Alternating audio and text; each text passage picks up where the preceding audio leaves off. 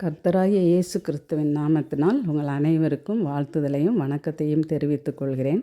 The Bible for me and you என்கிற இந்த YouTube channel மூலமாக வேதாகமத்தை நான் எப்படி கற்று அறிந்து கொண்டிருக்கிறேன் என்பதை உங்களோடு பகிர்ந்து கொள்ள வேண்டும் என்பதற்காக தான் இந்த சிறிய முயற்சியை எடுத்திருக்கிறேன். கிறிஸ்துவை பற்றி அறிந்து கொண்டவர்களுக்கும் அறிந்து கொள்ள வேண்டும் என்று விரும்புகிறவர்களுக்கும் இது உதவியாக இருக்கும் என்று நம்புகிறேன்.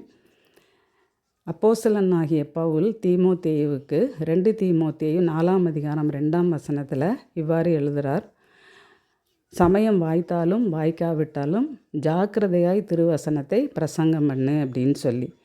இந்த வசனத்தின் அடிப்படையில் எனக்கு இப்போது சமயம் வாய்த்திருக்கிறது, மக்களிடம் திருவசனத்தை ஜாக்கிரதையாக கொண்டு சேர்க்க வேண்டும் என்பதற்கான சிறிய முயற்சியாக தான் இதை ஆரம்பிச்சிருக்கிறேன். வேதாகமத்தில் நம்ம அடிப்படையாக பார்க்குற ஒரு வசனம், கர்த்தருக்கு பயப்படுவதே ஞானத்தின் ஆரம்பம் அப்படின்னு சொல்லி. கர்த்தருக்கு பயப்படும்போது எல்லா விதமான ஞானமும் நமக்கு கிடைக்கும் அப்படிங்கிறத பார்க்குறோம். இந்த வசனத்தை சங்கீதம் 111:10 நீதிமொழிகள் 1:7 நீதிமொழிகள் 9:10 நம்ம வாசிக்கிறோம். அப்போ கிறிஸ்துவை பற்றி அறிந்து கொள்வதற்கு அதை பற்றிய ஞானம் நமக்கு வரணும் அப்படின்னாக்கா முதலாவது கர்த்தருக்கு பயப்படணும்.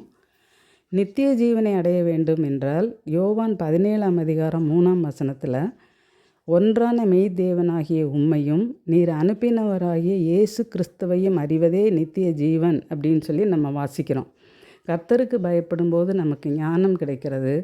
நித்திய ஜீவன் வேண்டும் அப்படின்னு சொன்னால் நம்ம மெய்தேவனாகிய பிதாவையும் அவர் அனுப்பினவராகிய இயேசு கிறிஸ்துவையும் நம்ம அறிந்து கொள்ளணும். அதுக்கு வேதாகமம் நமக்கு உதவியாக இருக்கிறது. அந்த வேதாகமத்தில் ஆதியாகமம் தொடங்கி முதல் அதிகாரம் முதல் வசனத்திலிருந்து ஒவ்வொரு வசனமாக அல்லது வசனங்களின் தொகுப்பாக நம்ம இதில் பார்க்க போகிறோம். நீங்களும் இதில் இணைந்து கொள்ளலாம்.